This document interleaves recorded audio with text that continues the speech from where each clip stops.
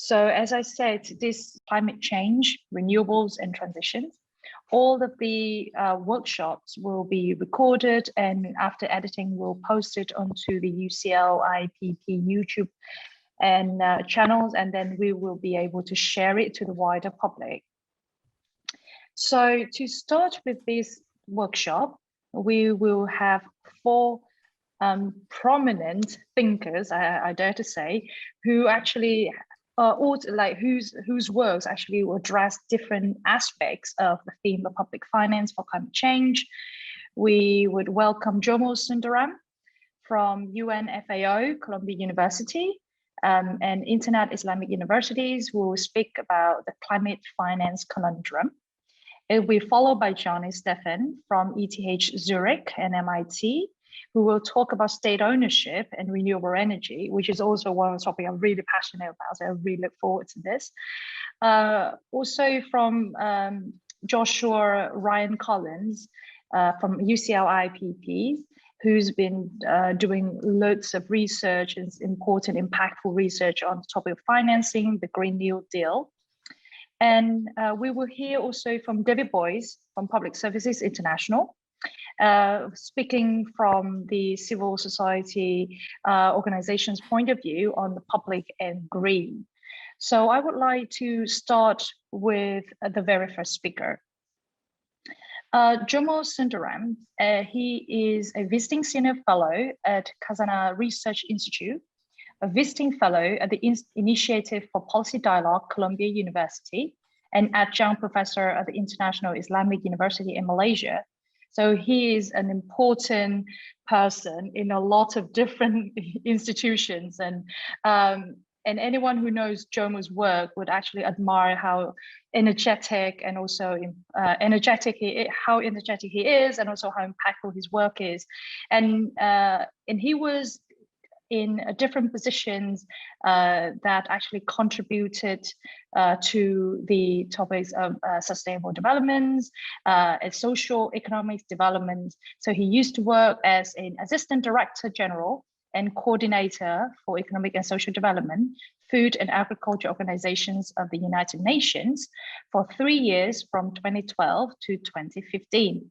He was also Assistant Secretary General for Economic Development in the United Nations Department of Economic and Social Affairs for 7 years, I believe, from 2005 to 2012. So I would like to invite Jomo Sundaram to share your presentation, and then we'll also invite all of the audience to address your questions after Jomo's talk, or also you are welcome to use the chat or directly address the questions to Jomo afterwards. Thank you. Thank you very much, Jenny, for those kind words of introduction, which I will not try to correct, but let me thank also the organizers, particularly PSI, with whom I've had a long relationship, for kindly inviting me to join you today. Let me begin. Let me see what's wrong with my.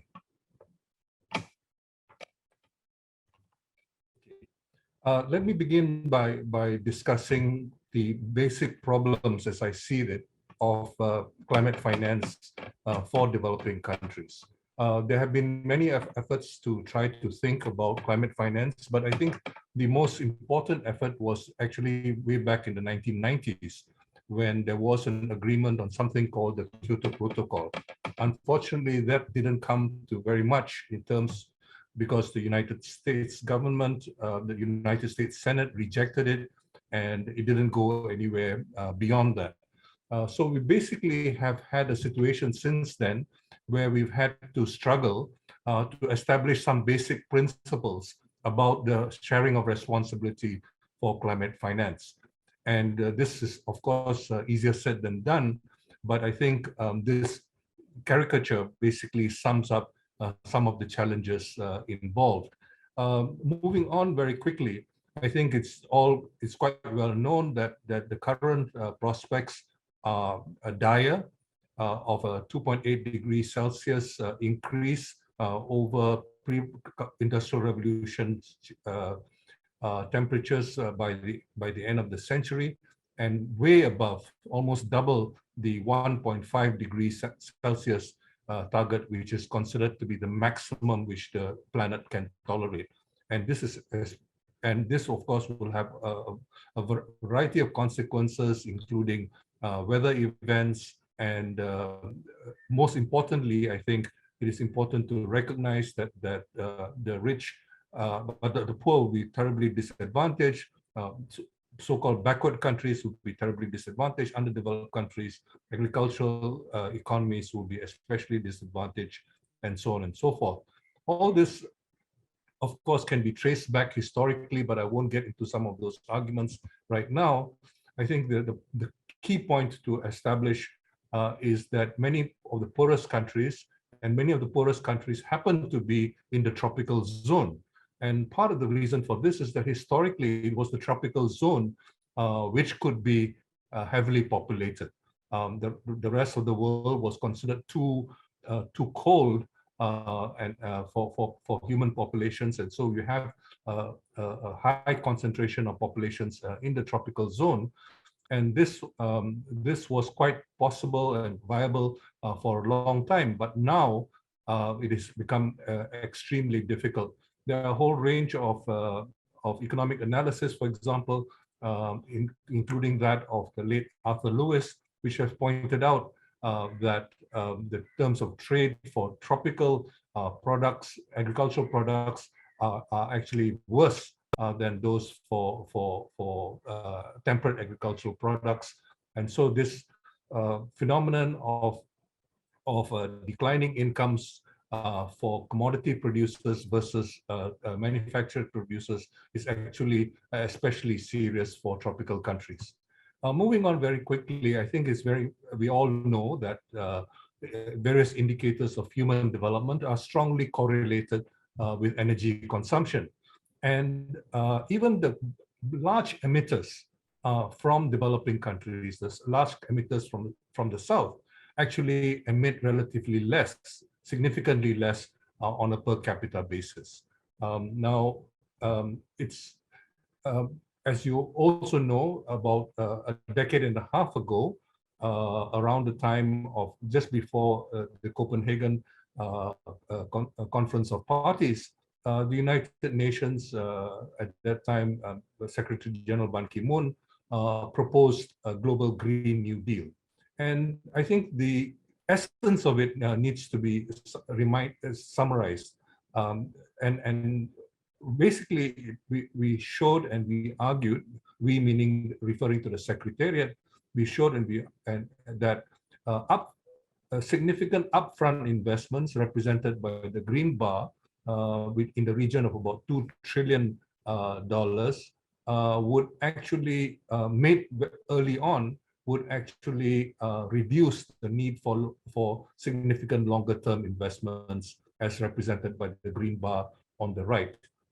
This has been an argument which has been made in many different contexts and has never been repudiated by anybody, and including Gordon Brown, who was then the chairman of the G20 group of large economies in the world.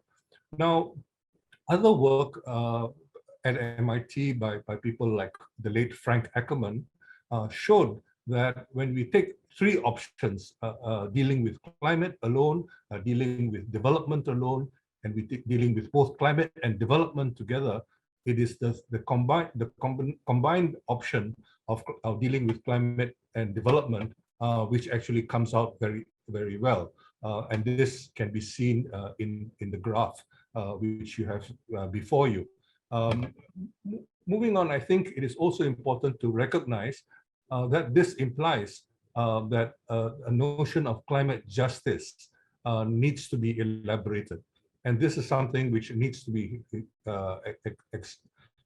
does not need to be explained to this particular audience, but often needs to be explained to many other audiences which are much more skeptical.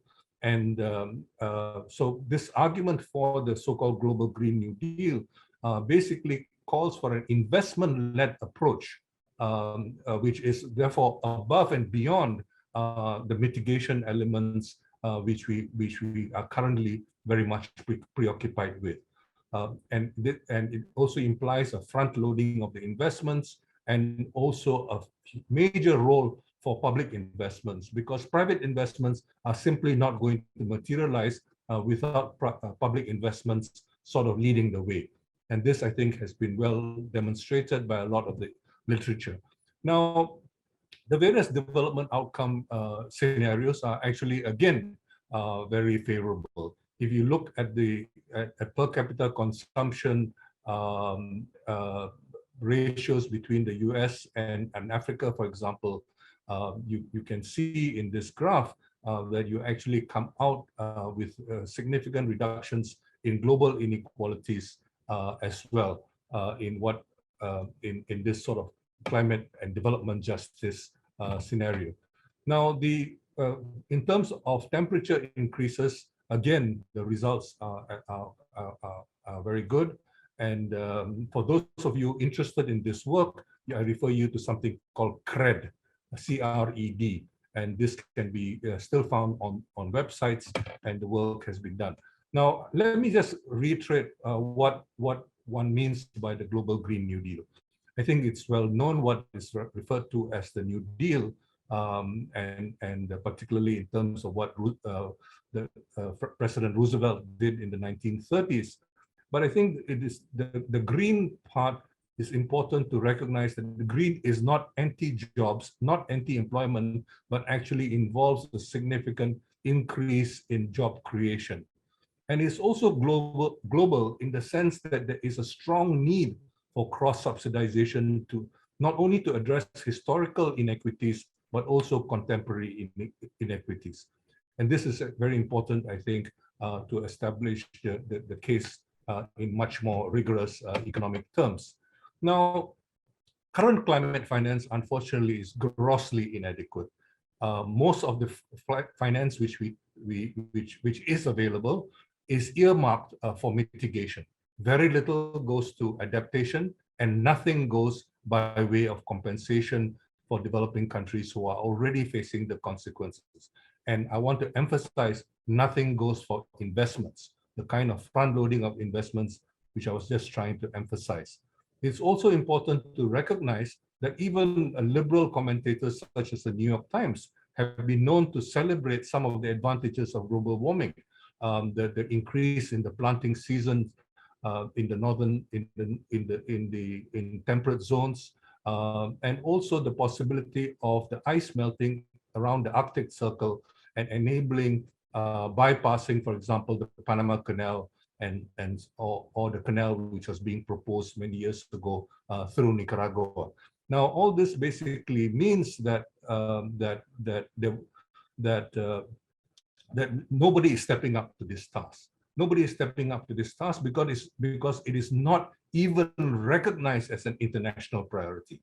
Now, in 2009, just before the Copenhagen COP, Prime Minister Gordon Brown, President Nicolas Sarkozy, as well as the European Commission, all made strong commitments, and this was later supported by President Obama. But relatively little has actually been delivered. Even that modest commitment of 100 billion annually has never been met, and the average is slightly over half of that.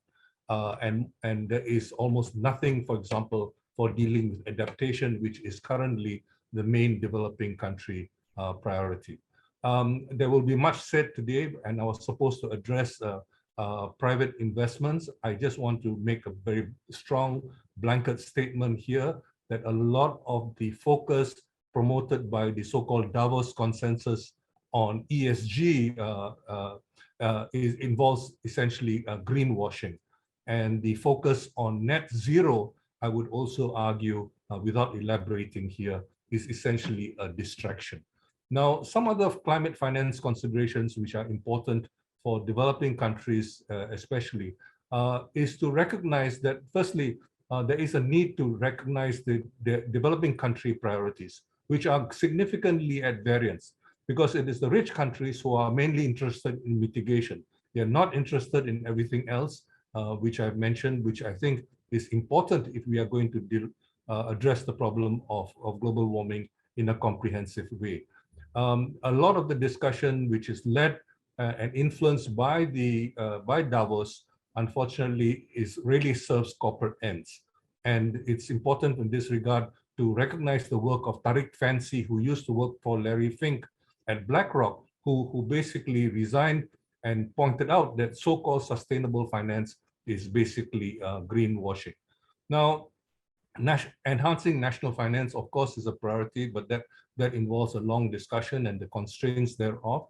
And Janet Yellen was very promising last year in terms of a support for special drawing rights and the possibility of transforming those unused special drawing rights into concessional finance. I think this is something which Kristalina Georgieva, the current IMF managing director, is open to, but there has to be much more pressure from powerful member states to make sure that this happens. The tax cooperation is going nowhere because it is dominated by the rich countries through the OECD, and the result is that together with the support from people like Boris Johnson, the global minimum corporate income tax rate is set at 15%, instead of the recommended rate of 25% of the International Commission set up for this purpose. So we have a situation where, unfortunately, nobody is really stepping up to the task at hand, and there's a lot of distraction. The focus on carbon taxation is not unwelcome, but right now the focus is on some redistribution, even by more progressive commentators such as my friend James Boyce. His work basically talks about national level redistribution of carbon taxes rather than international level, which is really the challenge right now. So unfortunately, we don't have anybody sort of addressing some of the problems which need to be addressed at the international level. Thank you very much for your attention, and let me stop here. Thank you, Jenny. Thank you so much, Jomo. What a start. So I think it's really important for us to see all of the key points that you pointed out. So just before I continue, can I ask you to stop sharing the screen? Yes, okay. So now we can see everyone in the audience. So I would like to ask if there's any questions from the audience. If not, I would like to pose one of the questions. So I think what you say about the inadequate finance that goes into, mostly from the developed countries will go into mitigations, while the developing countries would love to have more money putting into the frontline investment. So could you actually elaborate on what is the current progress and whether is there any country that has managed to secure more finance into frontline investment? Because one of the research that I've been doing so far is actually looking at initial capital investment into electricity generations. And what I can see is majority of time is the state-owned companies, is the governments will have to make decisions to invest into green power in the country. So what do you see from other countries? Is there any good case study there? First, let me make the point I made earlier about the need for investment. I think the worst thing which you can do is not allow electricity generation to grow, particularly for the poorest countries. Over 1 billion people in the world do not have access to modern electricity, and this is a real shame, and it is possible. But what we need to do is to enable them to leapfrog and bypass the stage of fossil fuel energy generation and go straight to renewable energy generation. This can be done if there was the political will, but unfortunately there is no political will to do that. Our original proposal way back in 2008 recognized the difficulties involved, but at that time it was possible to interest people in the West, particularly in Germany and some of the Northern European countries, and even in North America, about the possibilities of developing renewable energy. Unfortunately, now they missed the boat. now most of the cheapest forms of renewable energy are being produced in the south by countries like China. So basically, when you impose economic sanctions on China or make it very difficult, you are actually depriving many other developing countries of the possibilities of generating electricity in that fashion. So this is one example from investment. Now, if you look at what is happening right now, I was just looking at some reports earlier this week, yesterday, on seawater coming into the rice fields in Vietnam as well as Bangladesh. You really, it's not possible to stop that from happening.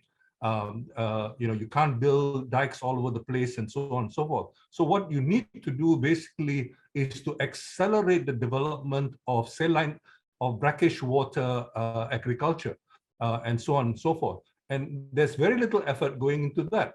There is very little support, for example, for the International Rice Research Institute's work, which is basically almost collapsing and largely being dictated by corporate interests who see the possibility of selling some of their chemical inputs and their preferred genetically engineered types. So there are so many issues involved, but I think there are some very difficult choices to be made. But I would emphasize, because it's often ignored, the need for investments, the need for much more attention to adaptation problems which developing countries face, and the need to help the poorest countries in a massive way to be able to cope. I think the worst thing which could happen is to just have a huge carbon tax which would prevent developing countries, poor countries, from being able to provide electricity to most of their population.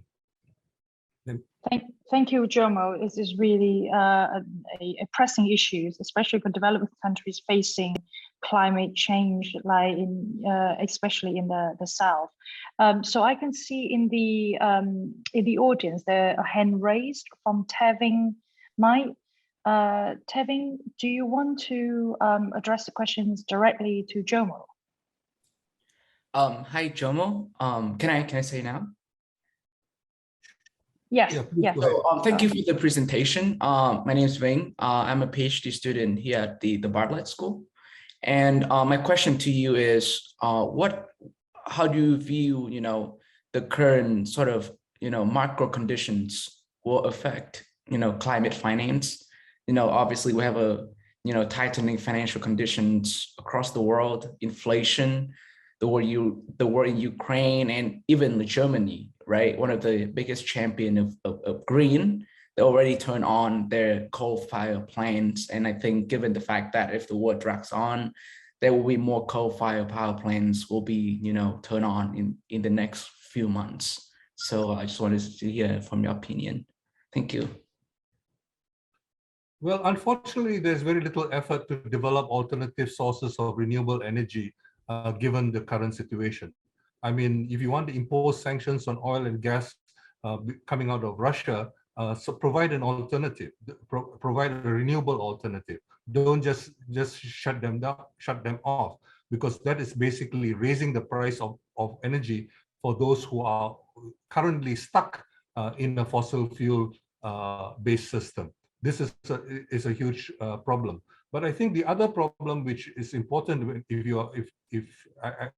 you're using the term microeconomic in the strict sense, is who's making the decisions. It's the corporations which are making many of these investment decisions, and we lost a huge opportunity of a decade of low interest rates. Those low interest rates basically were used by private capital to augment their power. So you have a huge concentration, a bigger concentration of private corporate power over the last decade. Which even during the pandemic, for instance, and despite close to zero growth in most of the world. And that can only be explained because of the availability of cheap credit and the use of that cheap credit to do a lot of acquisitions. I mean, William Lazonic has done a lot of work showing, how this has been happening, at least in the United States. My understanding of Europe is a little bit more hazy, but there are similar processes, although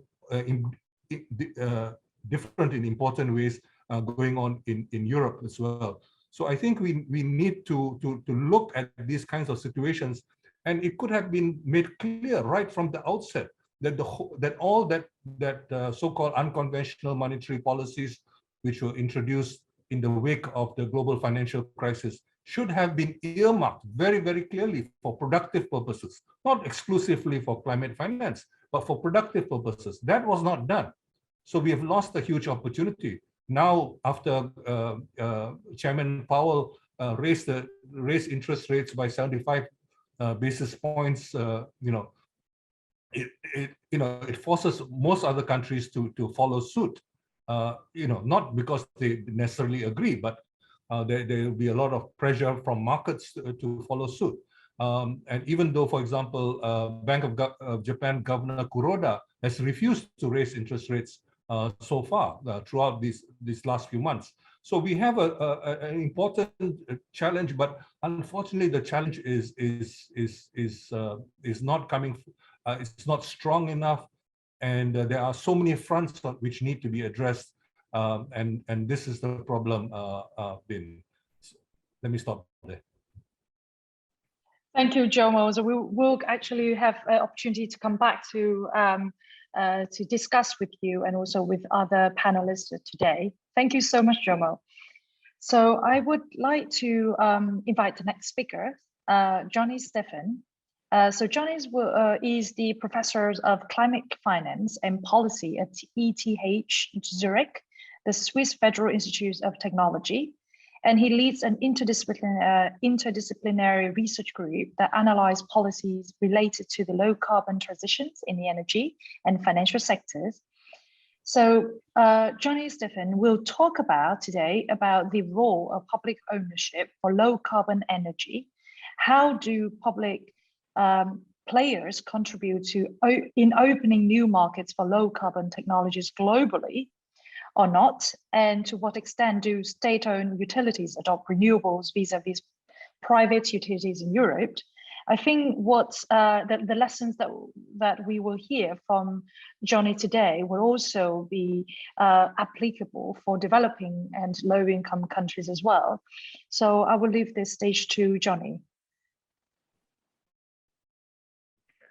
Great, thanks a lot, Jenny, for this introduction, and thanks a lot for the organizers to having me and giving me the opportunity to make some points here. We do work a lot on climate finance. So Jomo, I really enjoyed your presentation. Some crucial points have been raised there.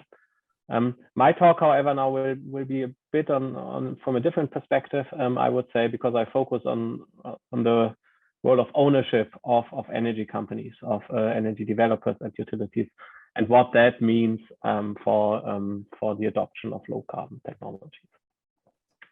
I want to start with some highlights on what's the role of public entities in opening new markets for low carbon technologies. That's based on a study we did with colleagues at ETH Zurich, and that was motivated by the fact that building the very first project in a new technology, and wind, solar PV, and biomass, that's what you see here. They are actually pretty new. Building the very first project in a new country, that's very burdensome. Typically, you don't have a local industry in place, infrastructure such as for wind measurement, for instance, that you need. You don't have regulatory processes shaped out yet, and you might also have to adapt technology to local conditions. So a lot of countries started deploying wind over time.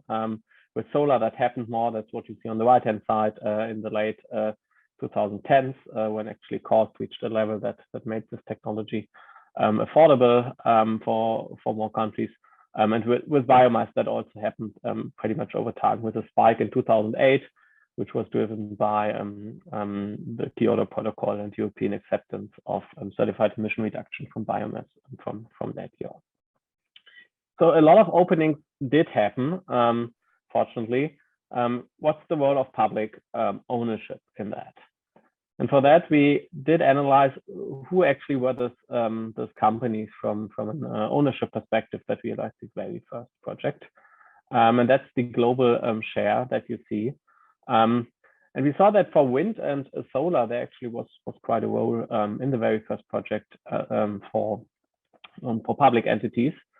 More so for wind, which is largely driven by the fact that the wind openings happened earlier at a point in time when many, especially developing countries, there was just public utilities that operated in the market, and there wasn't yet a network of like global, also international private project developers that were later on responsible for open more of the solar PV markets.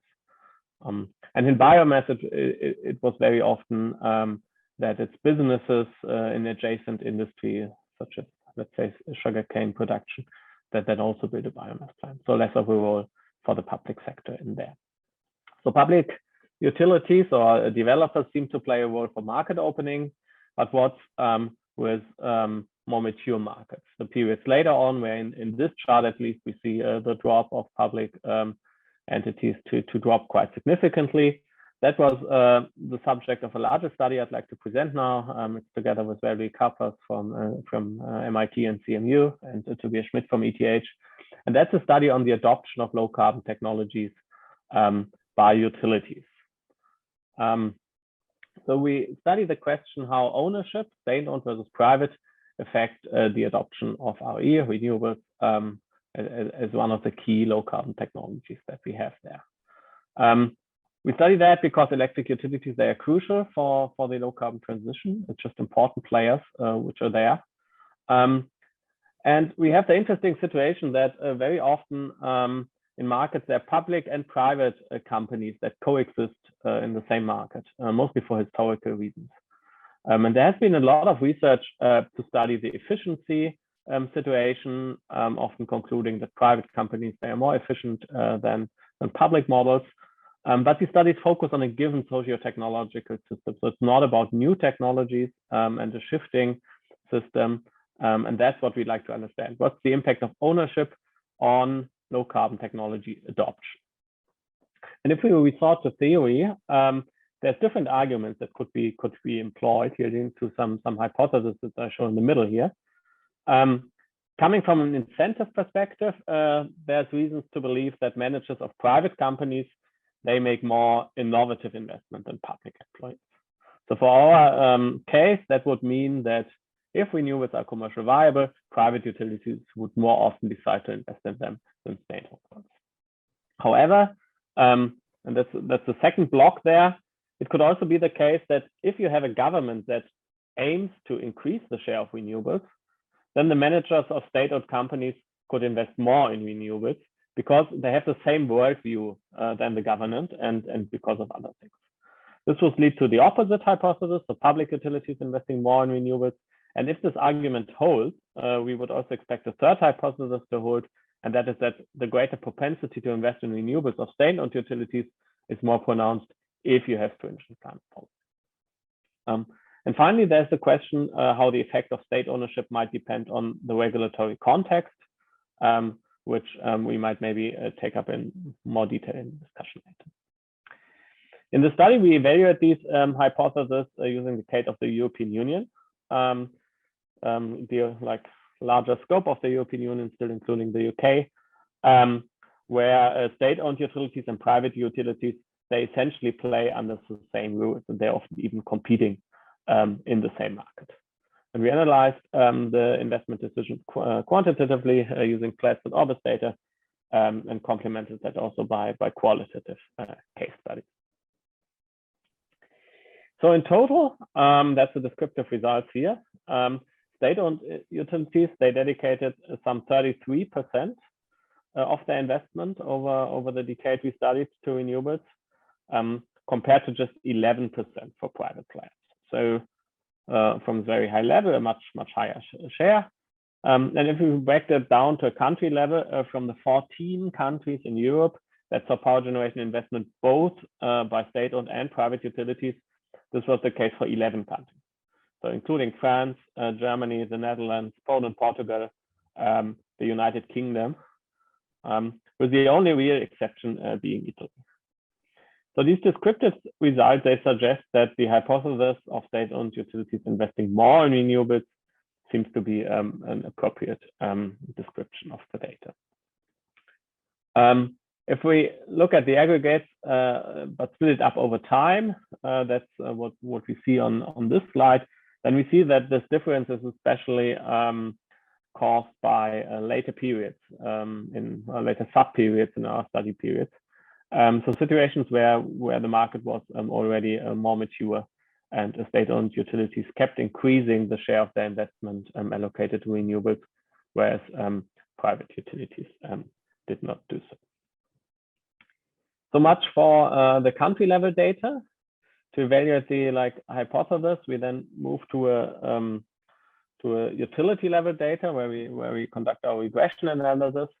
And also here we see that state-owned utilities, they do show a higher propensity to invest in renewables, non-hydro renewables.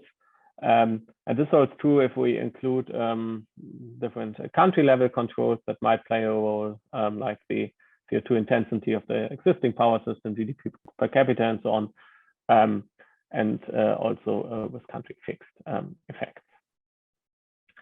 If we come to climate policy stringency on a country level, so the context in which this investment decisions are being made, then we mainly see that the climate policy stringency effect adds to the state ownership effect. So if there's more stringent climate policy in a country in place, there's much more investment in renewables by utilities, both state-owned and privately owned, and then the state ownership effect comes on top. And for the interaction term, so does this propensity to invest in renewables of public utilities increase with climate policy stringency? We see a lower significance level, and there's some tendency that, and that's the table on the right-hand side, early on it was more climate policies alone that matters to drive renewable investment, both in the private and public sector, and later on this effect then moved to the interaction term. So this propensity increasing with climate policy. When we come to regulatory quality and corruption control, and we use various measures to that end, then first we do see that regulatory quality has a positive effect on renewable energy investment. But the interaction terms tell us it is not the case that a weak enforcement environment would amplify the positive effect of state ownership on renewable energy deployment. That's something that previous research showed in an emerging market context. In China, for instance, it's quite an important driver for, or quite an important channel for policymakers to use state ownership as an alternative to regulation. If regulation is hard to enforce, because then you have direct fiat. We don't see that in this European context, but we rather see some evidence that the higher the quality of regulation and the lower the corruption, then state ownership does lead to more renewable energy deployment, which fits with the narrative that we should not have a regulatory capture by vested interest in order for state ownership to actually have an effect, and the government can see its will transformed into the companies, and not the companies imposing their will on the state. So that's about the regression analysis. As I said, some of the significance levels are not that high, and anyway, this observational data only gets you so far if you want to study causal mechanisms. So we supplemented this analysis with a qualitative case studies of the 10 utilities that showed the greatest shift during our study period from fossil fuel investment to renewable energy investment, to understand why did they do this shift. All these 10 utilities that showed such a great shift, they are state-owned, which fits with the quantitative data, of course, that the state owners on utilities went more to renewables, representing 6 different countries that you see here. And if we study the reasons why they did this shift, then actually in 8 of the 10 case studies, it's the policy priorities of the country in which they're operating that play the key role for pivoting to renewables. And we see that via mechanisms such as direct fiat, so there being parliament decision or decisions at different levels of government that explicitly mandate utilities to invest in renewables up to a certain share of their power generation portfolio, or that mandate the state-owned companies to divest from coal. So direct fiat channels. There's also the channel of choosing managers that come from the renewable energy world and that share priorities and worldviews with the government. And there have been dedicated capital increases for companies that allowed them to invest in renewables to a greater extent. So in sum, in the study, we conclude that state ownership indeed can help to accelerate the adoption of renewables, in this European context at least, that we studied. But this effect seems not to be an effect of state ownership per se. It's something that requires clear policy targets and dedicated government action to use ownership towards this objective. I would like to put a word of caution at the end because there's sometimes a heated debate about whether there should be state-owned utilities or not. What's the societal implications?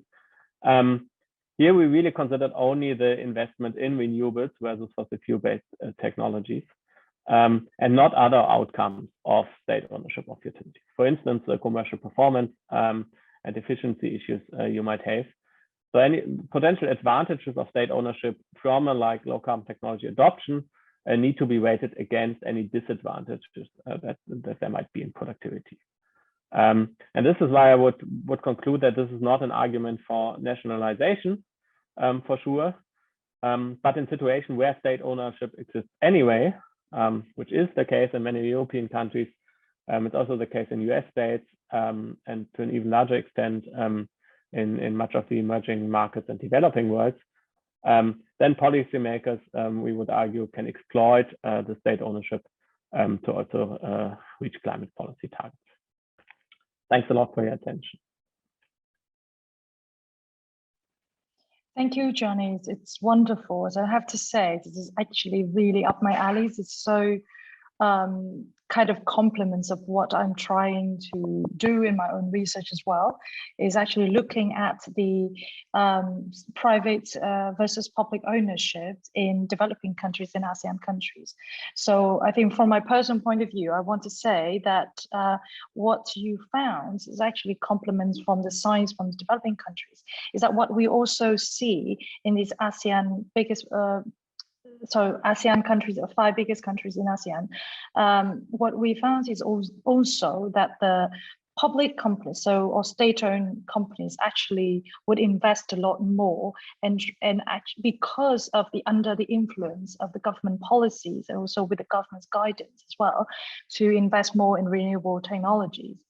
But my questions for you is, in the EU situations in the countries that you looked at, do you see that the certain types of technologies being adopted, the renewable energies being adopted by the public company, would be different in comparison to the private companies? Because we can actually tell that different technologies would have cost implications, could involve, for example, trainings and adaptations in terms of time. Is there a certain types of technology that public companies would tend to choose over in comparison to the private companies?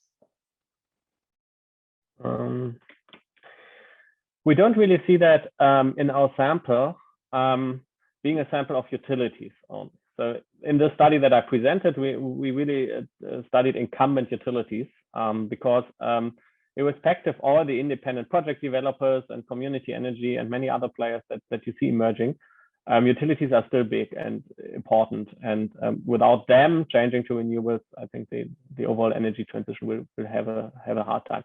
So I think for incumbent utilities, there we don't see a big difference between public and private utilities.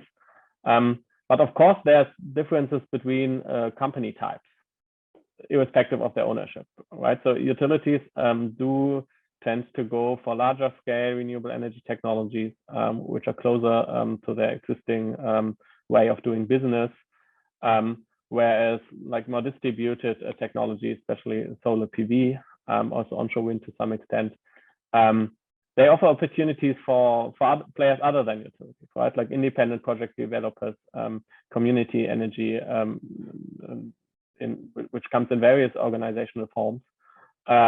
They do have a chance now with solar PV and wind to realize projects that weren't really possible in like the fossil fuel based world, where the larger the plant, the better. So that we do see. I mean, for instance, in the US, we now see that I find it quite interesting. There's a lot of momentum very recently for offshore wind, which hasn't been there. It was pretty much a European thing, and only moved to the US and some other countries very recently. And suddenly you see large utilities engaging in that because it's huge plans, huge investment needs, and it's utilities that have been pretty much opposed to renewable energy development so far. But now with offshore wind, with this huge ticket size, they come back to the table. So I would say there the difference really is more between type of company or type of organization. Is that a utility? Is that a project developer? Is that maybe a cooperative? As with respect to the ownership of that type of company. Thank you. But I just want to clarify, when you talk about public ownership, so you're talking about 100% owned by the state. So you're talking about certain, like different definitions depending on different countries. So over 50% is over 50% owned by the state. Would you clarify that? Yes. So we, I mean, our research, we use different definitions according to what's most relevant. But in this study, it's the controlling share, so more than 50%, because that's when you like have a decisive vote on choosing managers, for instance, on imposing policies. So here we use the more than 50% definition. Though I must say we did some sensitivity analysis that doesn't really matter so much, because there's not many utilities in Europe which have a public ownership, let's say between 51 and 80%. So typically they're either fully public owned or largely public owned, like more than 80%, or they're majority private owned. Right. I thank you. Thank you for clarifying that, because what I see from my own research is actually when it comes to the public ownerships, because we want to be, I would have to say we want to be quite objective when it comes to judging, ownerships, public versus private. Is there a role for private participations, and what kind of participations we're expecting from them? If they're not, for example, if we say that if you still own a certain percentage of shares within a public company, then they still actually consider as kind of essential investor. For example, if they can actually invest like 20% of the shares, they still participate in the investment actively. So I mean, obviously, as you say, is in the case of EU, we are talking about like majority shares owned by the public. So in the case of the EU, it's kind of different from what I witnessed from developing countries, where maybe in the public companies, they have a varieties of ownerships that are available. So thank you, Bjarne. And I would like to ask if there are any questions from the audience. Yes. Oh yes, I think there's a question from Julia. Julia, do you want to address the question directly to Jenny? Yeah. Thank you very much. It was very interesting presentation. I just wanted to ask you about the policy context of investment by private and state sector. Because if you consider here in this country, the state has entirely withdrew itself from energy investments for a long time. It's entirely private sector dominated. And there are disincentives and direct interventions at the level of rule making and regulation for state not to invest in that area. Only recently, especially after the austerity in 2011 in this country, some of the local governments have started investing in renewable energy in a sort of minor way in small projects. And that's the context in which the state sector doesn't invest or doesn't seem to be playing a major role. And I was wondering, what is the background to state versus private investments in renewable energy in the case that you are dealing with? Thank you. Julia, by this country you refer to, so you're in the UK or what? Yeah, UK. UK, okay, yes. Okay, thank you. So the policy context in the EU, that's part of why we chose that sample, was actually that in all the European countries during our study periods, the Kyoto Protocol has been in place, and the European Union broke down the commitments the EU made under the Kyoto Protocol to national targets for renewable energy, which were on different levels depending on where countries started. So all the countries we studied, they did have the obligation to increase the share of renewables. So that's one thing that was the same in all countries. And also in all European countries at the time, there was some power market liberalization that happened following the respective EU packages. So this is why you had private companies. But for historical reason, in a lot of the countries, there's also still public utilities that stick around. Sometimes in some countries, it's some cities that privatized their utilities and others did not. Sometimes it was more on the state level. So there essentially have been public and private utilities that operate under the same rules, sometimes compete for customers, are not too different in their financing structure, also what I would say. So this is typically like well-financed balance sheets with the access to also project finance setups. So capital availability wasn't that much an issue, I would say, both for the private sector players, but also for the public utilities, because investing in renewables doesn't necessarily mean that you need like money from the public purse, but it can use public project finance structures with bank loans at quite favorable rates during this period in Europe, also because of the general interest rate environment that Jomo mentioned earlier. So the austerity, I would say, or the limitations to public budgets, that did not apply so much here. The only really difference was the ownership, if you want, and who chooses the managers, and what's the general guidelines you give to these managers. And that's what we were interested in. Do we see a difference there? If you move to context where access to capital and cost of capital actually is a more important issue, or could also be other periods than the one we studied, than for European countries as well, then you might also expect some effect of that in differences in ownership, for instance, right? So if it's a public utility which would have access to a lower cost of capital because the state is a very reliable creditor, there's also a few developing country contexts where actually private companies have lower cost of capital than the government.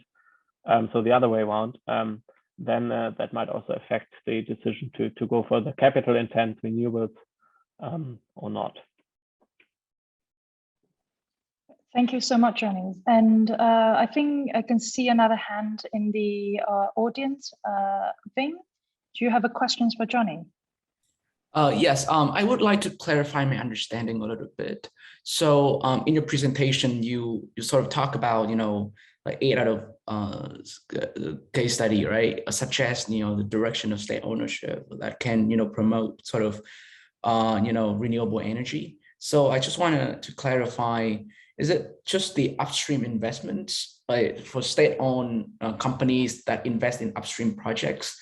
But do you also look at, the utilities, state-owned utilities? Because sometimes, Like, for example, I think obviously in Europe, because there's been, liberalization and the unbundling, but, in other countries, the role of a state-owned off-taker is very important. And sometimes, even though the off-taker doesn't invest in upstream projects, but they still put a lot of, sort of investments or funding into, buying these renewable resources. So I want to clarify on that. Yeah, thank you. Yeah, thanks for that question. So in this study, we looked at utilities that invest in power generation, that have own power plants they invest in, and we were interested in if they decide to invest in power generation on their own, which technologies do they choose? Do they adopt a clean one, or do they keep investing in coal and gas power? So that's what we study. We don't look at utilities that are more of a retailer and trader that do procure like green electricity from independent power producers, for instance, which, depending on the power market setup, could also play a role. So that wasn't in our scope. And why I think the scope we took is important is because somebody has to take the risk for investment and secure the financing for it, like provide the equity, secure the bank debt. And utilities that are active in generation, they have to make these decisions either for renewables or for non-renewables. So that's what we study. If you simply procure electricity, be it in a more shorter or longer term setup, decisions are a bit less consequential because you often can switch that if the market is liquid enough after a few years. So that's, I think, why we were interested in the investment decision in power generation themselves. Yeah. And utilities that wouldn't invest in power generation, but that just trade electricity, they would just not show up in our sample. So they also wouldn't bias the results in one direction or the other. Thank you. Thank you, John. It's actually so interesting that hopefully we'll have further discussions into also sources of finance for investment into renewable as well. So I would like to invite the next speakers, Associate Professor George Ryan Collins. So George is Associate Professor at UCL and Head of Research at Institute for Innovation's Public Purpose. And he's currently a departmental graduate tutor. Previously, he was a senior economist and head of finance program with the New Economics Foundation, NEF, one of the UK's leading progressive think tanks. And he was also a founding member of the Brixton Pound local currency. And he's currently a council member of the Progressive Economy Forum, a think tank made of eminent pro-economists advocating for improved macroeconomic policy in the UK. So I would like George to actually share your presentations. So for today, he will be sharing with us on the topic of financing the Green New Deal. So George, the stage is yours. Thank you, Jenny, and thanks to the other speakers and everyone in the audience who's joined today for this global conference. Fantastic effort. I'll just share my screen with you. So I'm going to talk about the Green New Deal and how it should be financed. There's been various iterations of the Green New Deal, which I'll briefly talk about. But the focus of what I'm going to say is on a critique, really, of the current paradigm for how we should finance a green transition, and then proposing an alternative approach. Just to say, what I'm going to talk about builds on a number of publications, which I'll list at the end if you want to find out more. So just trying to work out how to move forward. Yeah, so the Green New Deal, the original Green New Deal concept developed out of the global financial crisis of 2007, 2008. Actually, when I was working at the New Economics Foundation, I was a little bit involved in that publication that you can see there, Green New Deal, joined up policies to solve the triple crunch of the credit crisis, climate change, and high oil prices. Some of those issues familiar with us today. But the proposal here was really about structural transformation via massive fiscal stimulus. So it's very much a Keynesian concept. But the key element really, as everyone will know, is that not only do you decarbonize the economy, but you do so in a way that actually creates jobs, supports the poorest people in the economy, brings them with you in a sense, and makes the political program much more feasible and acceptable. A key element of the original GND was also that to do this, you need to subordinate the financial sector, that you need to introduce credit controls and even capital controls to support developing countries. This is often not seen as part of the GND solution, but it was in that original version. And also a strong emphasis on the redistribution of resources from the global north to the global south, given historical CO2 emissions. Unfortunately, what actually happened post Obama, the Obama administration did do quite an ambitious initial kind of green fiscal response in the American Reconstruction Act. But what happened in Europe in particular was a gradual retrenchment as people became very worried about the size of budget deficits. And rather than a green fiscal expansion, you actually had a contraction with austerity regimes. And many of the ideas in the original Green New Deal were sort of lost.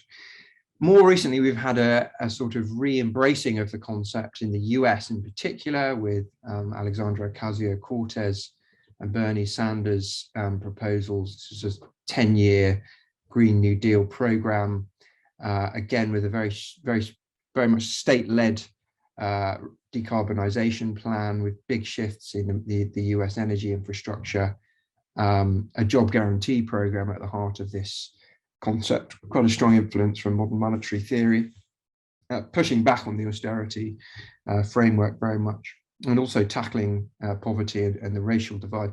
But this is a very US-centric concept, really, with very little thinking about wider global dynamics. And then around about the same time, you had the European Green Deal in 2020. But this is quite a different sort of approach from the previous two. This is a much more fiscally conservative proposal.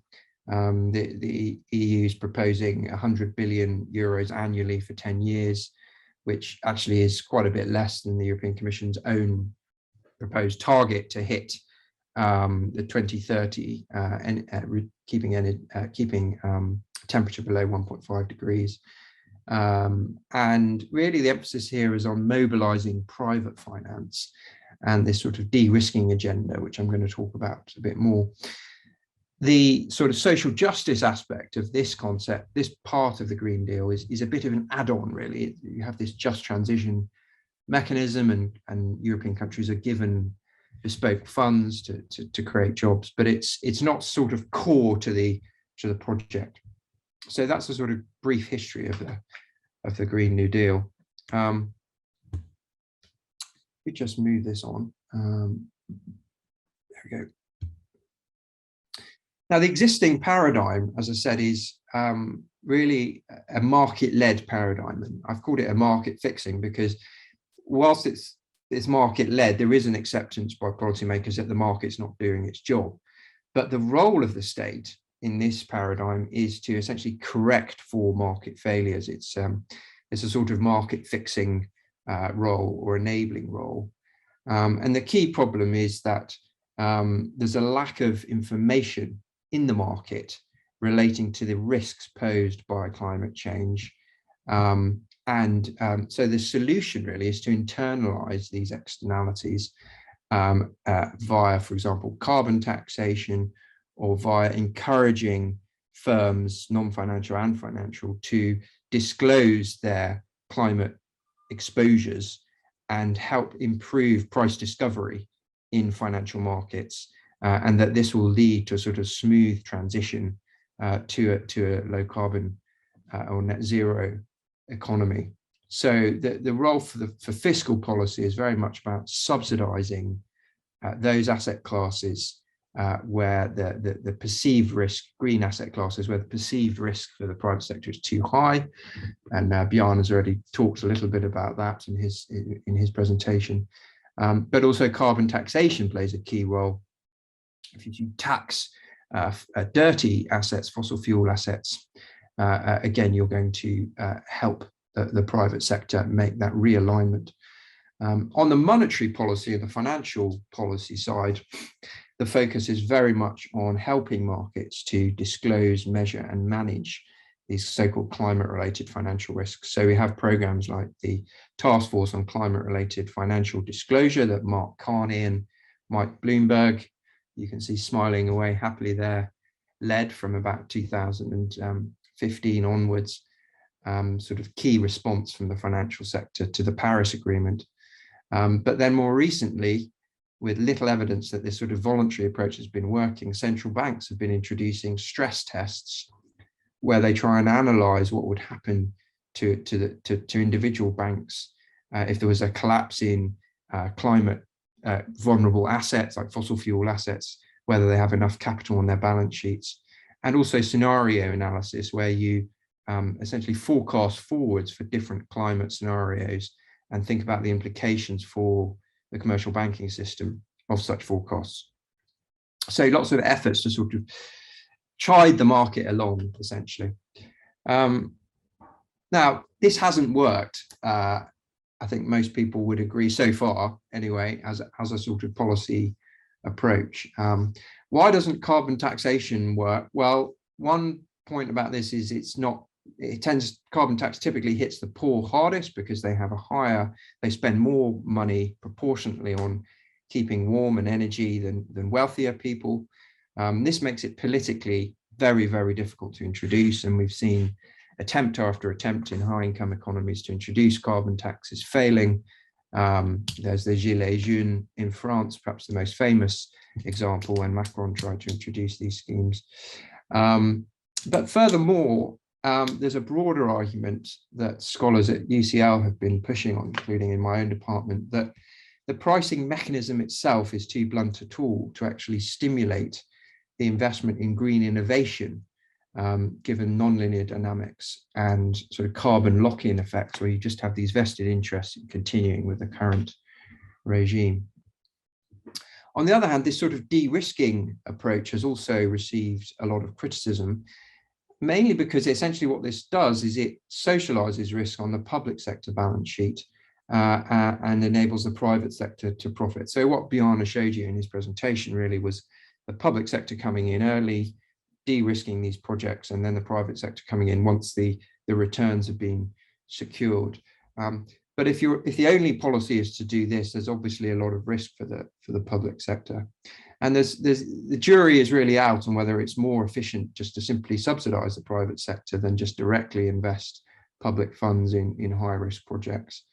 And then, of course, in a sort of global context, we've seen this sort of Wall Street consensus emerge, where the development agenda in developing countries is driven by the need to create investable asset classes in developing countries. And typically these involves public-private partnerships, where all of the risk is sort of taken by the domestic developing country governments, and all the returns are enjoyed by the financial sector. And often this involves privatization schemes and a sort of loss of or policy autonomy for the domestic country concerned. And Daniela Gabor's explored these issues if you want to find out more. Now, the problem with this sort of market fixing financial policy, if we think about the role of central banks and financial supervision, is that it's actually very difficult to measure and understand these risks because they're subject to fundamental uncertainty. So there's physical climate risks, which are extremely difficult to predict, usually unprecedented, irreversible, and endogenous, in the sense that the financial system itself, the incentives within the financial system, tend to lead to greater risks being taken, the complexity of the financial system. And then there's also transition risks, and these are things like Donald Trump being elected president rather than Joe Biden can have a huge impact on the policy agenda. Then there's technological innovations can shift things rapidly. Almost impossible to predict these kinds of transition risks. So there's a sort of Keynesian fundamental or radical uncertainty about these risks. You can't assign meaningful probabilities to climate-related financial risks in the way that you can with other types of financial risk. And you can't look to the past to make judgments about those probabilities. So just to sort of give you an example of what I'm talking about here, this is the New South Wales cumulative fire detections from over 20 years from 2000. And you can see that in 2002, they had more, quite a bit more fire detections than normal. All other years shown at the bottom there. But in 2019-20, when I was in Sydney for a couple of months, you had these horrendous fires spreading across the whole of New South Wales. The question is, would any reasonable forecast or scenario analysis have captured that sort of non-linear physical risk dynamic? I don't think so. I think people would have just said, you're not being realistic here. So let's just sort of illustrate that point about really measuring these risks in a credible way. The problem with this approach is there's a trade-off between doing more and more research into trying to understand these risks and assign probabilities to them, and the fact that for each day that policy is not intervening to try and address climate change, we know that these risks are getting materially worse. We don't know exactly when these things will happen or how they will happen, but we do know if we do nothing, the probability of catastrophic losses for the macroeconomy and the wider society are increasing. So we kind of need to take our heads out of the sand, I think, a bit here. This is a kind of quite amusing set of cartoons, which I think illustrates the point quite well. The other problem, I think, with this sort of market-led approach is the problem of regulatory capture. So we've had this explosion in environmental social governance ratings, ESG ratings, and risk disclosure frameworks, but most of them are developed actually by coalitions of private firms or sometimes acting through not-for-profit entities. Very little involvement from central banks or financial supervisors or regulators. So we've had a lot of controversy, for example, about the role of BlackRock in helping to develop the European Commission's green taxonomy, which is not a dirty taxonomy, it's a green taxonomy. And so I think there's a major problem here. So just moving forward, overall, we haven't seen that shift in decarbonizing financial flows. Rather, we've seen actually banks, EU banks, this is increasing the financing of fossil fuels over the last sort of 5 or 6 years, as this graph shows. So what's the alternative? Well, I think we need to move away from this market fixing or de-risking paradigm towards what we call a market shaping paradigm. And this must be state-led decarbonization based on an industrial strategy that aims at structural economic transformation. So going back to the original concept in the Green New Deal, with active fiscal and industrial policy and financial policy joined up, coordinated to support the effort to move to 1.5 degrees. We have to accept that the private sector requires direction and that authorities should take action to prevent the worst impacts of climate and environmental change.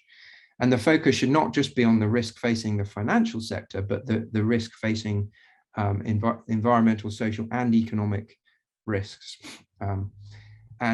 We need more coercive interventions, sector-specific targets on the price of credit, as well, and the quantity of credit as well. So going back to sort of credit guidance policies that we saw in the post-war period. And this regime needs to target all financial institutions. Been a lot of attention on banks, but we need to think about the role of a broader role of capital markets, and private equity, for example, has been coming in, buying up fossil fuel assets and keeping up the price of fossil fuel assets, even when banks have pulled back from some fossil fuel type investments. So I'll just elaborate a little bit on this. You know, in terms of fiscal policy, we need to remember that in high income economies with sovereign currency issuing nations, there are no limits other than inflation on their ability to fund green investments. Fortunately, we are seeing a lot of inflation at the moment, but part of the reason for that is the failure, as Jomo was saying, to take advantage of the low interest rates we had to finance and invest in the green transition. Green innovation requires patient finance, clear evidence that the public sector has an absolutely central role to play, and that it crowds in the private sector with the higher risk initiatives rather than crowding it out. We've done some research at IIPP on that. And that state investment banks can play a key role in this process, and they did play a key role in that post-war period where we had major economies transition very rapidly and successfully. So that's a key institutional innovation. I think we need to re-embrace state investment banks. In terms of financial policy, we've developed this concept of precautionary financial policy, where you target financial regulation on the prevention of ecological tipping points. That is where the environment shifts state, the rainforest shifts from verdant rainforest into tundra or desertification, with massive and catastrophic and irreversible impacts. That should be the target of financial policy. Banks should be forced to hold much more capital against investments that are contributing towards these types of tipping points. And more broadly, as I said, a return to credit guidance. Macro-prudential policy needs to be greened. We need green macro-prudential policy, pushing back on green finance, green quantitative easing, greening collateral requirements. There's lots that can be done on the monetary policy front. I just finally want to say quickly about the Green New Deal and the sort of global justice dimension. Significant proportions of emissions and ecosystem damages, biodiversity is key here, as well as climate change, are actually in developing countries are actually driven by consumption demand in the global north. So it's not sufficient for us to just give more money to the global south to help them adapt. It's a case of actually reducing damaging forms of consumption that are driving the factories in China and India. And the problem is that the global south is bearing the brunt of the worst physical effects from climate change. Yet the sort of climate agenda, the climate finance agenda, is focused much more on mitigation than on adaptation. So the loss and damage needs to be addressed. This came through very strongly in the last COP26. And then also needs to be recognition of the real fiscal limits facing the global south, and because of their exchange rate challenges, because of the fact that their exports are so important. And we've seen with the Federal Reserve ramping up interest rates, we're going to see capital flowing out of developing countries. This needs to be addressed through innovative financial instruments, maybe green SDRs or green sovereign bonds. I probably overrun my time, Jenny, so I've got just a sort of concluding slide here, but I'm happy to leave it there.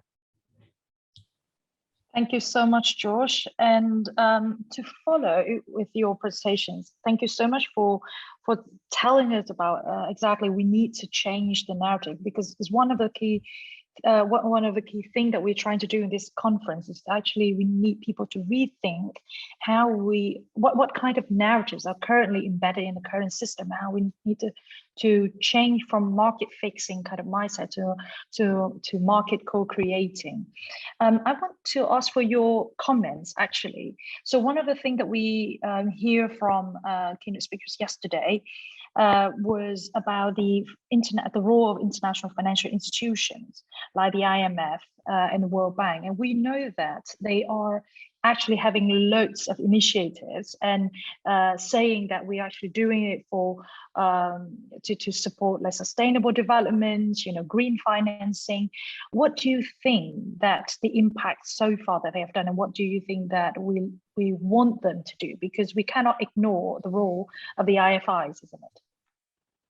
Yeah, I mean, I think the main challenge in terms of international green finance has been that they have very much adopted this kind of de-risking private finance agenda, so-called Wall Street consensus, that, as Daniela Gabor refers to it, whereby the objective is to create investable asset classes in developing countries, and that private finance will then come in and sort of solve the problem. And I think this is really problematic. I think the problem it creates is it reduces the policy space for developing countries to develop their own financial institutions, their own domestic state investment banks, and their own green fiscal policy agendas. And that's what they need to do, I think, if they're going to address the challenge of inequality and poverty at the same time as decarbonizing their economies. It's no good big Wall Street investment banks determining, what sort of renewable energy programs developing countries should have. It doesn't make any sense at all. And there's very little evidence that it works as a strategy in terms of actually shifting money from the north to the south. So I think much better would be more direct grants from the north to the south, and as much support as possible in terms of helping developing countries develop their own financial institutions and sort of financial capacity, I guess, to support the transition. So when you actually talk about green financing, so for example, if say we have a bilateral agreement between the US and a country in the south, and the US can directly finance, not directly finance, but I would say like US can actually give a direct grant to the other countries to develop their own measures for climate change mitigations, for example. But there's a reasoning that accompany that would be that you cannot do it on your own. You would need technical assistance, you need guidance, you will need, and there's a lot of other measures that are follow-up that could actually ask them or ask the country to reform or change their certain policies that would be towards austerity. Do you think that should be embedded in for the financial agreements between the countries? Well, I appreciate there are big institutional challenges, and corruption is a challenge in some countries. But I think the issue is that the sort of model that's been adopted by the big multilateral donors is to sort of the imposition of kind of forms of austerity policy on these countries to harden up their exchange rates and reduce fiscal deficits. It's the neoliberal IMF structural conditionalities, just in a slightly different form, really. A lot of privatization and, as I said, reduction in policy space. So I think we need to, of course, we need to provide technical assistance to these countries. But I think the global north also needs to look at itself a bit and say, are we driving some of these problems via the way we consume goods and services? Is the sort of international financial architecture set up correctly, where we have this, the dollar as the dominant currency, and where changes in interest rates in the US lead to capital flowing out of developing countries? Systematically, I think there's some big problems. So I do think we need to think about sort of the international financial architecture and the sort of structural challenges facing developing countries with regard to green finance. That's great. Thank you, Josh. And so if there is any other questions towards George for now, or we can actually continue our discussions later on after the final presentations by David Boyce. Thank you, Josh, for now. We'll come back to later. So the next speakers that I want to invite to share would be David Boyce. So David Boyce is a Public Services International Deputy General Secretary. He has worked in the labor movement for more than 30 years. He joined PSI in 1999 to support the water and energy sectors with an initial focus on stopping the scourge of privatization. He's really passionate about this. I've heard David talking and sharing his opinions on the first day. And he's still a successful global water campaign supporting national unions, developing and nurturing union alliances with civil society, and fighting the World Bank structural adjustment policy. So this follows perfectly well with the last comments from Josh. So David Boyce, the stage is yours. Thank you very much, Jenny. And I want to thank all the speakers because they've made my job much easier. In fact, I can probably be done in 2 minutes because I think we've seen a pretty strong outline. And Josh, thanks for covering the real Green New Deal that we need, because we know that the climate crisis will upset all of our systems. But our position is we need to upset these systems in order to prevent even worse aspects of the crisis, because we've had 50 years of trying to fix the climate crisis under our current system since the Stockholm Conference of 1972. And we've had more than 50 years of growing corporate power, corporate concentration, corporate lobby. We've had also 50 years of the growth of the finance industry, which is one of the main tools for extracting capital and leading to the outrageous capital concentration that we see today. But our point is that the corporate influence on public institutions from global to national to local sets the parameters of what policy choices are available to deal with the climate crisis, the inequality crisis, the health crisis. So I think we've just got to be very blunt about this. And you know, it's clear from the way I talk. First of all, I don't have a PowerPoint. And second of all, I'm not an academic, but like the other speakers, I am male. So I'm sorry about that, but this is the way it shakes out sometimes. So look, we've seen so much corporate influence on public policy, from the low tax rate on corporations or the mega rich, from the legal global tax avoidance practices, to the trade deals that block the policy choices available to deal with the climate crisis. I mean, it's because these, you know, the trade deals are structured in a way that corporations can sue if their future profits are harmed. And a lot of the climate policies will harm corporate profits, at least as they're set now. What we're noticing is that investor rights are more important than human rights or the rights of nature. And this whole policy environment around public finance and investments continues to be captured. So yesterday, Isabel Ortiz warned us about austerity policies in the pipeline for 2023, both rich countries and especially imposed on less rich and poor countries. And I think Josh even mentioned, and there's been touching on it, even the SDGs, which if you look at it are about ensuring universal access to health, to water, to energy, to education, to safe cities. They're all hinged on convincing the private sector to invest in areas and activities that either don't guarantee the highest rate of returns, but do have high social and environmental returns, or more dangerously, will put private finance in positions of even greater control over public services. And I'm glad that that Josh, you cited Professor Gabor, and I definitely recommend her work on financialization.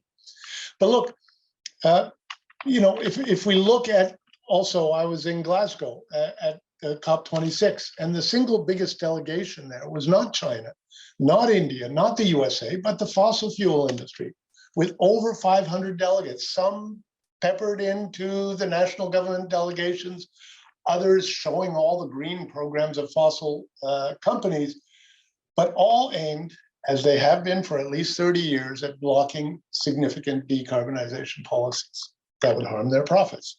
So, but coming back onto the public finance, I think the pandemic showed that policy limits on government investment and spending are indeed artificial. These are policy choices, and it can be argued that we must change these so-called limits, but we've got to do it also in the context of changing the global financial regime. We can't just say, okay, now it's okay for governments to spend and to borrow and whatever, because we'll still be under the pressure from Standard & Poor's and Moody's and Fitch's and a whole range of other big financial actors. So from PSI's perspective, we're not looking at the climate crisis to be resolved with a couple of tech fixes like CCS, carbon capture and storage, or financial fixes. We need to work much, much deeper. I think somebody mentioned just transition. Look, that originated in the labor movement, where it basically the coal and oil workers unions told us, here's the situation we see now. If we force a coal company or a coal mine to shut, the stranded assets of the corporation are recovered through various tax treatments. So they don't lose out on the cement and the steel that they've built. But there's nothing for the workers, their families, or their communities. It's often single industry towns that actually disappear when the mine or other extractive or generating activity closes. But what we see now is that just transition, or JT, has become a term that everybody's using. And it really means not much anymore. Yes, we don't want to lose jobs. And regrettably, or not, jobs in the fossil industry are pretty well paid. Oil workers get good coin. Electricity generating plants, they get good coin. So clearly there's resistance from saying your job will disappear and we have no idea what you're going to do next to support your family or your community. You're just toast. So there's a lot of those issues in the labor movement. But look, from PSI's perspective, again, we represent public service workers in over 160 countries. Many of them who are actually fossil burners. We generate a lot of electricity. We transport a lot of natural gas. But again, for us, just transition is too focused on fixing market errors, remaining within the overall mode of capital accumulation and production and consumption and capital concentration. And it's clear to us that all energy intensive sectors, whether electricity production, construction, manufacture, transport, agriculture, we need major and systemic changes, not just small fixes. So the climate crisis is not going to be fixed by just wind turbines and solar panels. It ain't going to happen that way. We've heard that the global finance for both mitigation, but especially adaptation, is sorely lacking. And what we see is that the impact of the climate crisis is felt really heavily on public services, because when you have a major disruption of our society, people look to their local level of government to help them out. They don't look to the big companies on the planet, they look to their local government. And we've spent, again, more than 50 years trying to shrink the government. In terms of finance, adaptation is about reducing harm.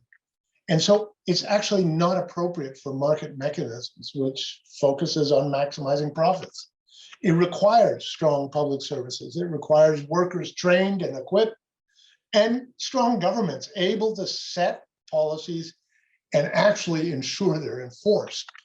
Everything from land zoning to actually how we produce the goods we consume, and what we should be producing. So from this conference, Jenny, we need much more research to inform our members by sector. So for example, health, water, energy, waste, local government. We need it by sector, by country, research which can be easily popularized, and where we put finance in as one aspect of what we're looking at.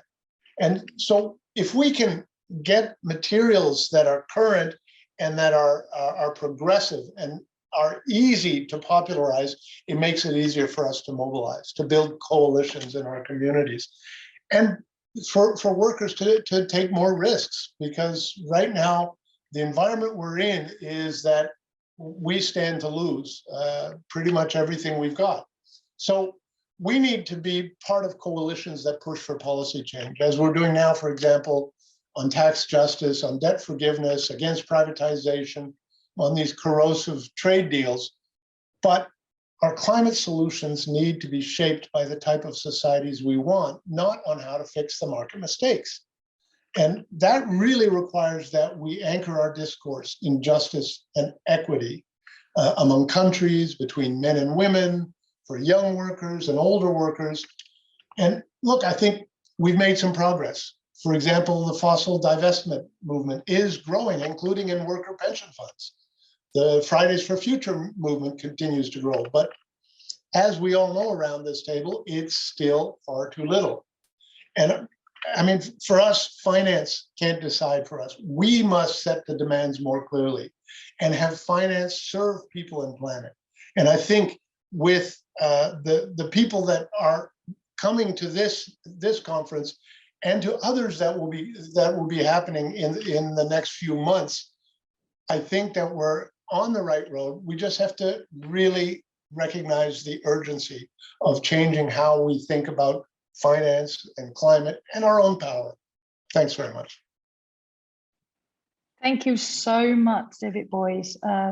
And I think that it's also, what you say is also resonates with one of the comments here making by Sandra van Nikkers, actually about if the public services are strengthened and extended to the poor and the working class. So if we actually have a really good foundation for the society, then when changes happen, like climate change is going to shake up our world, it's going to shake up our lives, then the abilities of communities to deal with these consequences would be much improved. And I agree with you on the points when you say, you know, the people actually will look at their local, like how their local government's going to react to this, rather than the major corporations.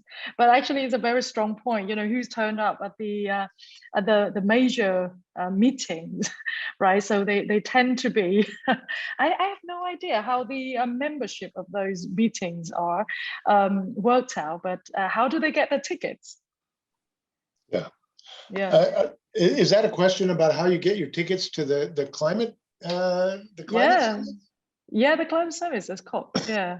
Yeah, well, that's a good question. But the point is that a number of the fossil delegates are included in the national government delegations.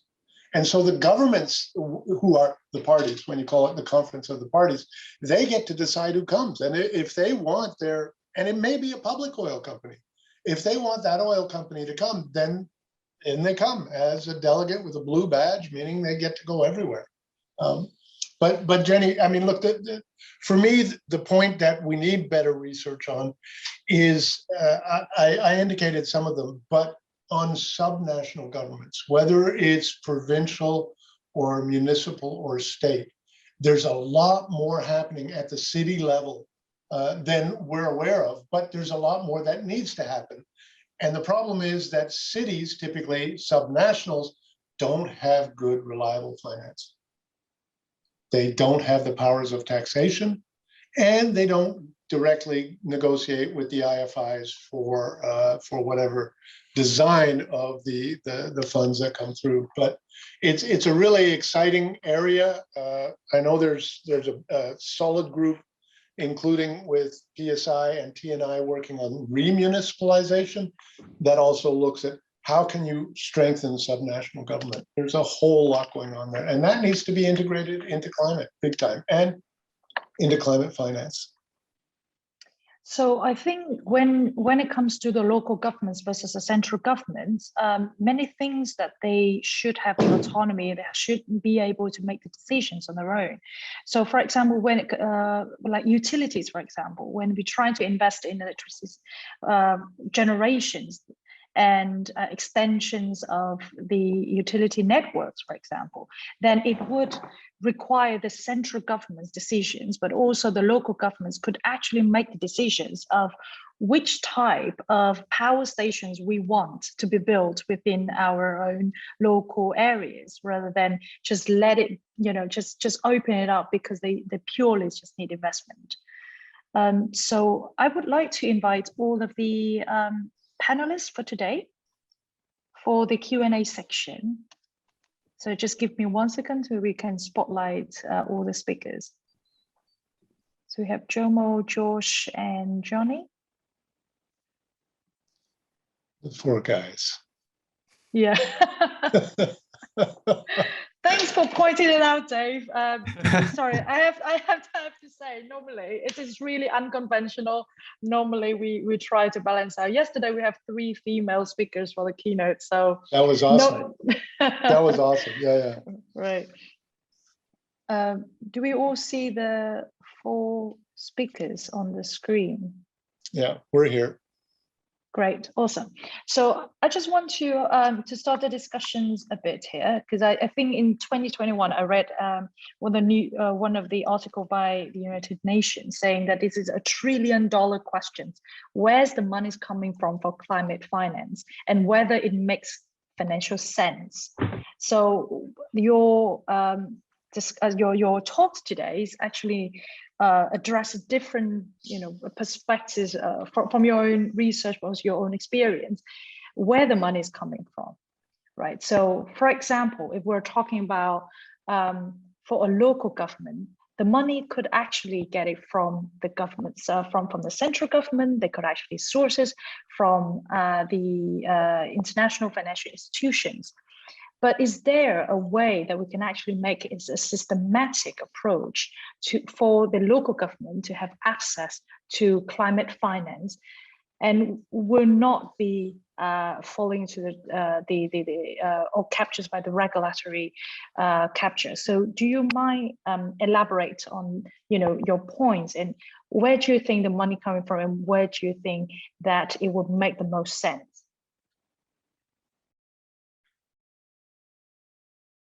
Could I start with Jomo first? Thank you very much, Jenny. And I think in a sense, Josh very eloquently identified the key problems. I think he did a great job in summarizing a very complex literature. I mean, the fact of the matter is that capital is unlikely to behave in ways which we would like. So the question is, how do you, to use the fashionable term now, nudge capital to do the right thing? And Carney simply sees it as, just a question of adding it up. So his report to Glasgow was to identify the, the amount of ostensibly private capital which was available. But as Josh reminded us, the fact that there is all that money sloshing around does not necessarily mean that it will be invested in what is needed. So how do you create the kinds of incentives? 14 years ago, we thought we had given enough indications.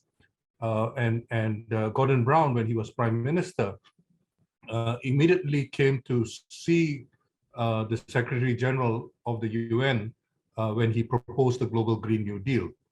And he basically told us not to say anything more, because we were raising very, very high expectations of, we had on the basis of back of the envelope, calculations, we had identified $1 trillion as what was needed. And at that time, the sense of urgency generated by the global financial crisis was such that, there was a sense of need to do something about it. Eventually, Gordon Brown, to his credit, raised over $1 trillion. He raised 1.1 trillion, but more than 800 billion was committed to augmenting the coffers of the IMF, which were not really deployed until much later, mainly to deal with a series of European issues, with the pigs, Greece,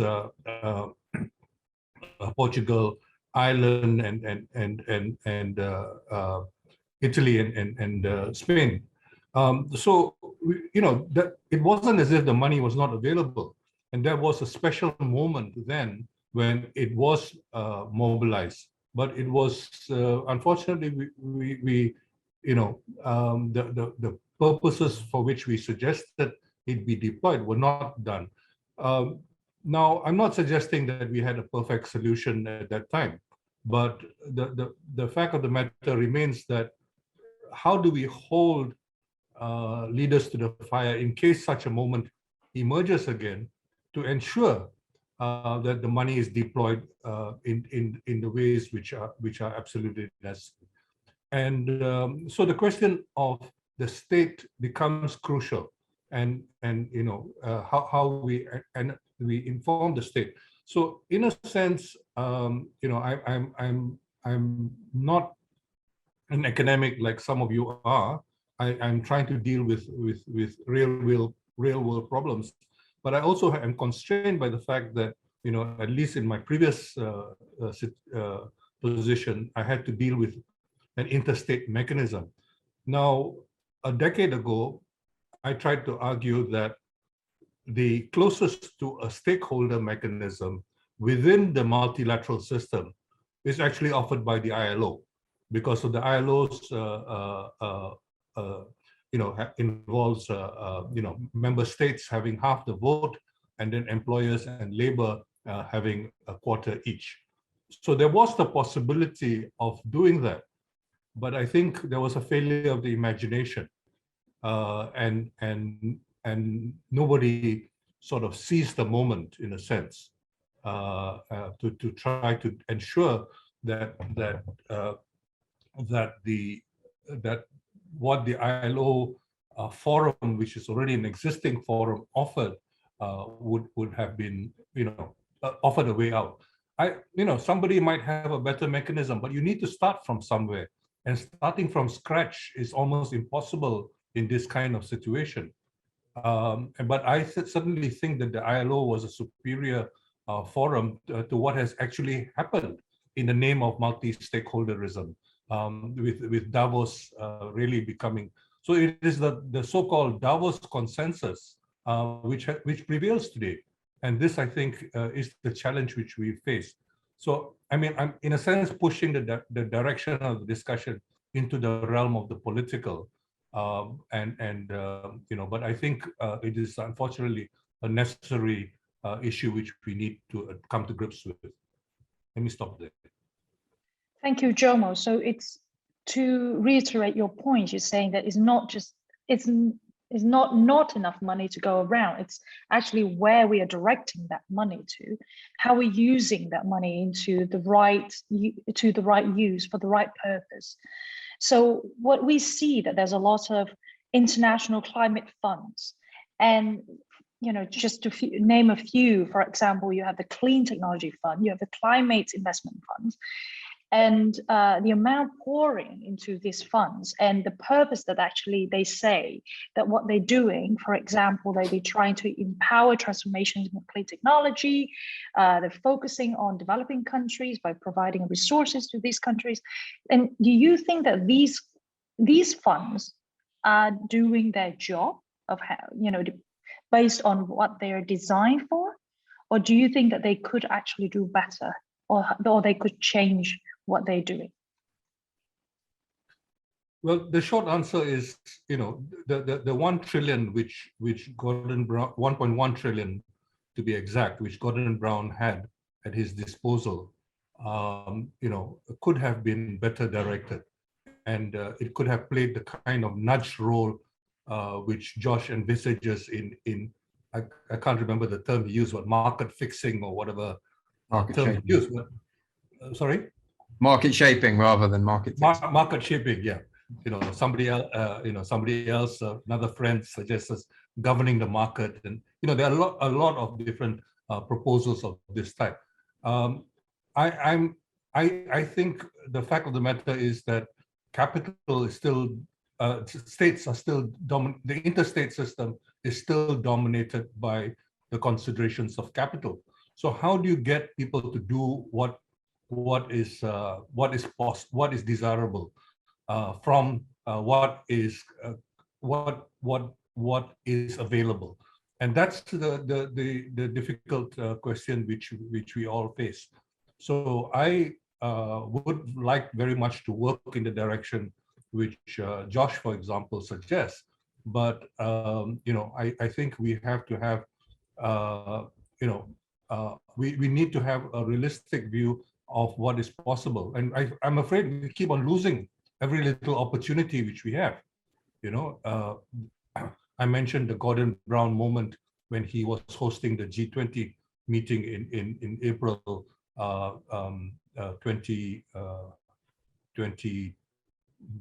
2009, I think it was, or 2009 it was.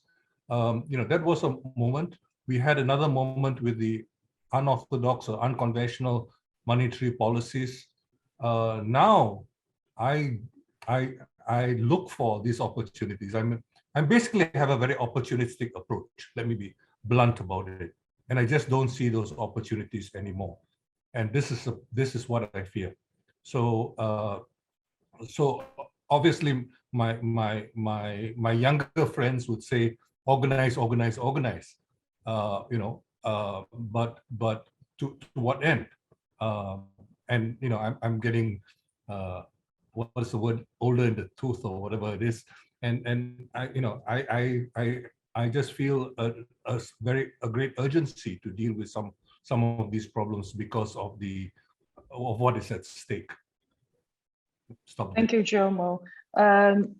I think we should all be opportunistic here, because actually we have this very pressing challenge from the climate change, as it's so beautifully illustrated by George cartoon. They actually say that we can't just talk or convene or research without actually taking actions.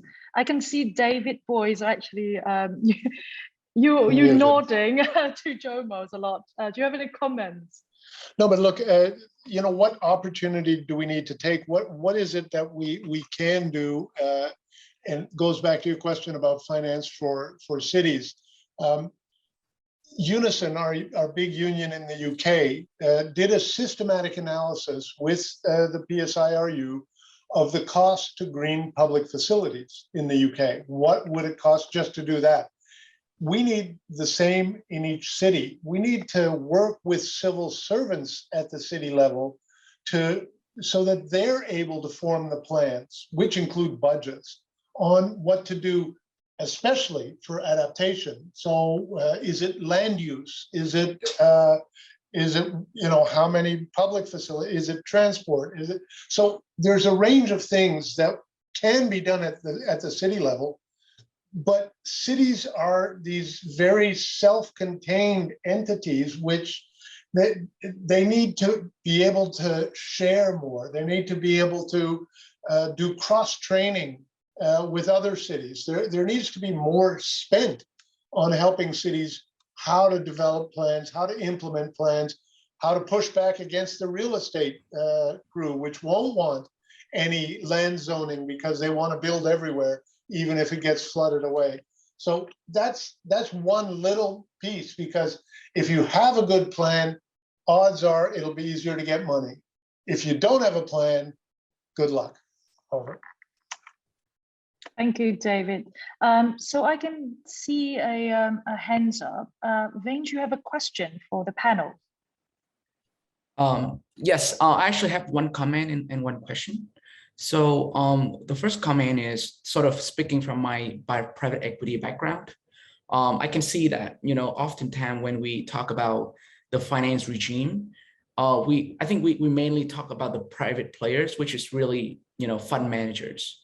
But the fact is that they manage, public capital from pension funds, insurance companies, and frankly, these sort of clients are public organizations. So one way I'm thinking is, the government can influence these public organizations in terms of mandate, and these kind of mandate will sort of, transfer into the private fund management world. That's my comment. And my question is, obviously, again, looking at the current situation, do you think that, for the past, decade or the past few years, our energy transition sort of policy worldwide or even, at national level have failed, because not only we have not delivered, the target that we wanted in terms of the energy mix, but also we create the vacuum of underinvestment into, fossil fuel infrastructure. So right now, we all bear the consequence of, years of underinvestment in oil and gas infrastructure that's, cannot keep up with the current demand. Yeah, that's sort of my question. And, if it was a failure, then for the next, let's say, decade, what sort of changes that you guys think that we should make for energy transition policy? Thank you. Thank you, Vinh. And maybe I just want to take another questions, and then we'll ask the panelists to address it. Hassan, you raise your hand. Yeah, just to follow Vinh's contribution on the private equity. For me, it's not just government showing the way, but he's right. A lot of the money is pension funds, is sovereign wealth funds and stuff like that. So the public themselves can make a call, a judgment call. So workers can determine where their pension funds are invested and stuff like that. So for me, it's also back to, maybe David is here, I'm putting David on the spot. That's the union's responsibility as well, to say, look, we don't want our pensions to be invested by private equity, who would then determine where they put the money. But these are areas that we want our pension funds to be put in. From teachers' funds to electricity workers to hospital workers, pensions are being used by private equity in very dodgy investments. Jenny, do you want me to react to both? Yeah, Dave, yes.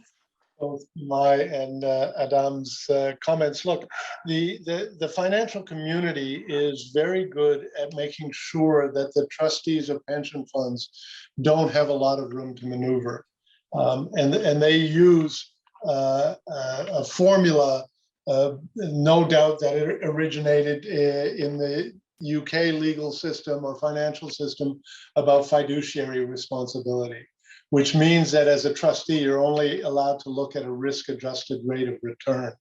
And that formula is one that says you can't, as a trustee for the workers who will retire, of their money that's in a collective pension system, you're not allowed to make too many decisions, because you've got to allow us to maximize their pension funds.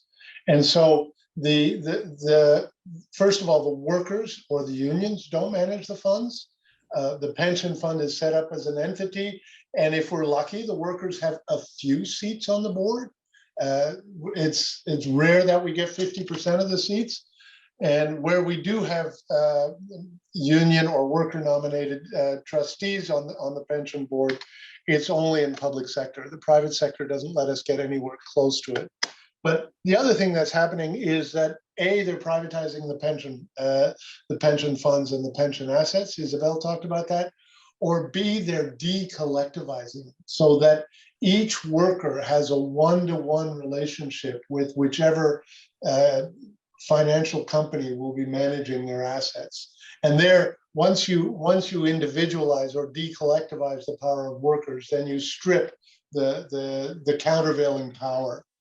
So fiduciary responsibility, privatization, and decollectivization of pension funds. But having said all that, some of the big pension funds, and I reference here the big Dutch fund, but not only, have indicated that the ESG approach, in other words, the corporate governance and shareholder activism and engagement, isn't working with the fossil fuel companies. They pretend to change their game, but they ain't changing their game, so they're divesting. And when they divest, it's a huge, huge move for pension funds, because once you are no longer an investor, you acknowledge you have no more influence.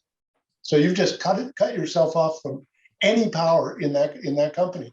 And that's how bad it's getting, is that some of the pension funds that believe the most in engagement are divested, because it ain't going to change unless you make the cost of exploring, extracting and selling fossil fuels too high. Thank you, David. And I'm sorry that we actually 1 minute past the meeting times, and George and also Johnny will have to join our meeting now. That's also the beauty and the conundrum of having online conference. But thank you so much for all of you for your contribution today and your stimulating talks. I hope that we all learned something from the discussion today, and then we can continue our discussions in the next 2 days. We will have 2 more workshops under the theme of public finance, and so we will have now a break for 30 minutes, and we'll come back for other talks as well. So thank you so much to all the speakers. Thanks to Jomo, David, Johnny, and George. Thank you so much, and thank you everyone for attending the sessions today. Thank you. I'll see you soon.